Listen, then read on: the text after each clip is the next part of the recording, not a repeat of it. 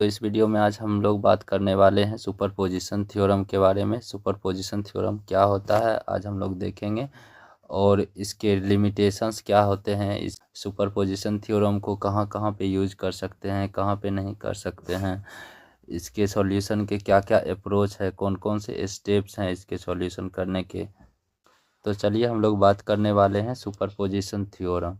Superposition theorem क्या होता है, तो चलिए देखते हैं। In any linear bilateral circuit having more than one independent source, the response in any one of the branches is equal to the algebraic sum of the response caused by individual source, while the rest of source is replaced by its internal resistance.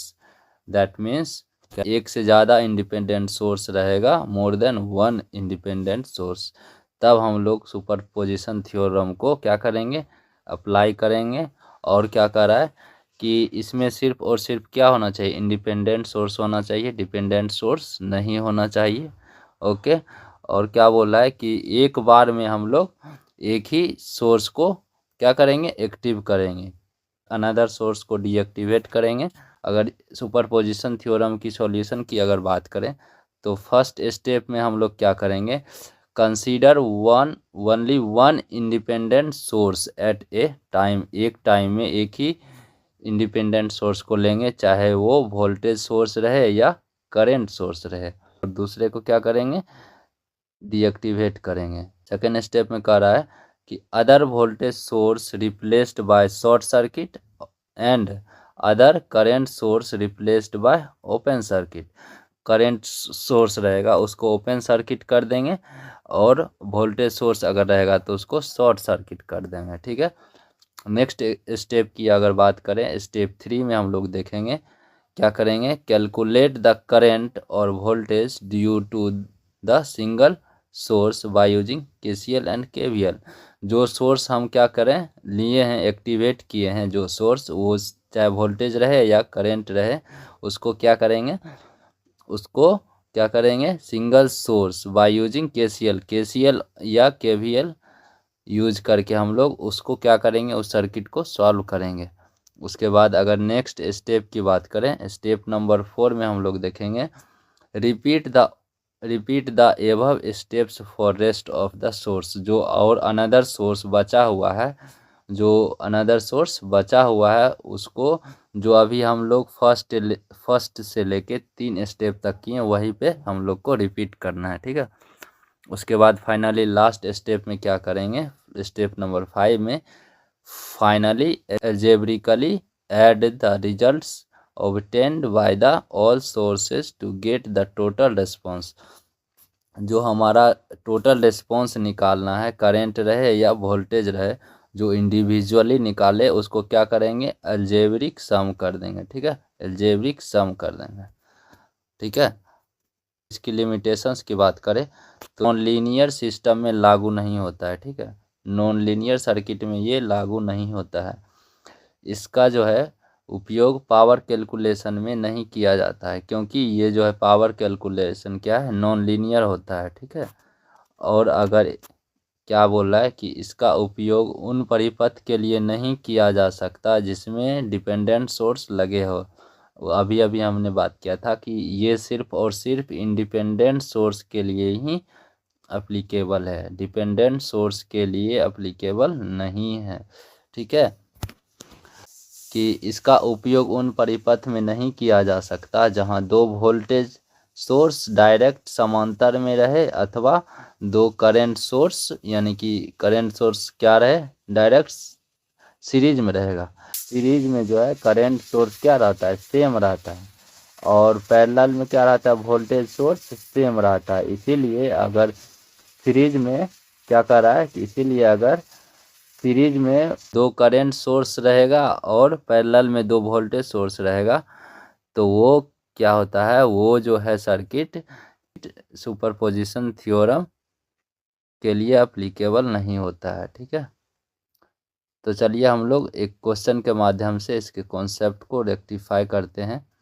इस question में बोल रहा है कि find the value of current यानी I in the given circuit by using superposition theorem. इस circuit में जो दिया हुआ है इसमें जो है इसका वैल्यू निकालना है, करंट का वैल्यू निकालना है, ठीक है, बाय यूजिंग सुपरपोजिशन थ्योरम, ठीक है, बाय यूजिंग एसपीटी। सर इसमें दो सोर्स दिया हुआ, पहला सोर्स यहाँ पे है वोल्टेज सोर्स 8 वोल्ट का बैटरी है, दूसरा सोर्स की यहाँ पे क्या दिया हुआ है करंट सोर्स जो 4 एम्पियर का करंट दिया हुआ है। तो चलिए हम लोग स्टेप 1 में हम लोग क्या करेंगे, सबसे पहले हम लोग 8 वोल्ट का बैटरी सोर्स लेते हैं, इसको एक्टिव करेंगे 8 वोल्ट बैटरी सोर्स को, और करंट सोर्स को डीएक्टिवेट करते हैं। करंट को क्या करते हैं, करंट को हम लोग ओपन सर्किट करते हैं और वोल्टेज को हम लोग शॉर्ट सर्किट करते हैं, ठीक है। तो चलिए देखते हैं स्टेप 1 में हमने क्या किया। स्टेप 1 में हमने 8 वोल्ट का बैटरी सोर्स लिया, उसको लिया एक्टिव किया, यानी एक्टिव हो गया, एक्टिव किए, और जो है 4 एम्पियर का करंट सोर्स है उसको क्या कर दिए, डीएक्टिवेट कर दिए। तो डीएक्टिवेट कर दिए तो करंट सोर्स को क्या करते हैं, ओपन सर्किट करते हैं। तो करंट सोर्स को ओपन सर्किट कर दिए। तो अब स्टेप 2 की अगर बात करें तो देखिए स्टेप 1 करने के बाद स्टेप 2 में हम लोग क्या किए, तो 8 वोल्ट का बैटरी सोर्स ले लिए, ठीक है। अब यहाँ पे करंट सोर्स को क्या कर दिए, ओपन सर्किट कर दिए, ठीक है। तो अब इसमें हम लोग क्या करेंगे, इसमें हम लोग केवीएल लगाएंगे, ठीक है। स्टेप 3 में अब आते हैं। स्टेप 3 में क्या करेंगे, केवीएल लगाएंगे, ठीक है। केवीएल लगाएंगे तो 8i1 माइनस 8 प्लस 8i1 इज इक्वल टू 0। अब इसको सॉल्व करेंगे तो i1 का वैल्यू हमारा क्या आ जाएगा, i1 का वैल्यू हमारा आ जाएगा 0.5 एम्पियर, यानी कि ये हो जाएगा मेरा रिस्पॉन्स वन हो जाएगा, ठीक है। अब फिर अगर स्टेप 4 की बात करें तो वही प्रोसेस रिपीट करेंगे 1 से लेके 3 तक, यानी कि पहला ले लिए थे हम लोग वोल्टेज सोर्स ले लिए थे, ठीक है, वोल्टेज सोर्स ले लिए तो अब इसको क्या करेंगे, अब करंट सोर्स को लेंगे। अब क्या करेंगे, करंट सोर्स को एक्टिव किए तो वोल्टेज सोर्स को डीएक्टिवेट कर देंगे, ठीक है। तो यहाँ पे डीएक्टिवेट किए, एक 4 ampere current source 4 ampere current source को हम लोग एक्टिव किए और 8 वोल्ट बैटरी सोर्स को क्या किए, डीएक्टिवेट कर दिए। तो वोल्टेज को डीएक्टिवेट करेंगे तो क्या हो जाएगा, शॉर्ट सर्किट। वोल्टेज को यहाँ पे देखिए शॉर्ट सर्किट कर दिए और करंट एक्टिव हो गया। अब इसमें देखिए इसमें क्या बोल रहा है, इसमें अब हम लोग को इसका वैल्यू निकालना है, रिस्पॉन्स 2 का वैल्यू निकालना है, मतलब I2 का वैल्यू निकालना है, ठीक है। रिस्पॉन्स 2 का वैल्यू अगर निकालेंगे तो देखिए इसमें क्या है, 8 ओम का रेसिस्टेंस और 8 ओम का रेसिस्टेंस, दो रेसिस्टेंस है, ये 1 है ये 2 है, ठीक है। तो हमको निकालना है क्या, I2 का वैल्यू निकालना है। यहाँ पे करंट सोर्स पैरेलल में दिया हुआ है, ठीक है। तो ये करंट सोर्स पैरेलल में दिया, तो यहाँ पे हम लोग करंट डिवीज़न रूल लगा सकते हैं, करंट डिवीज़न रूल।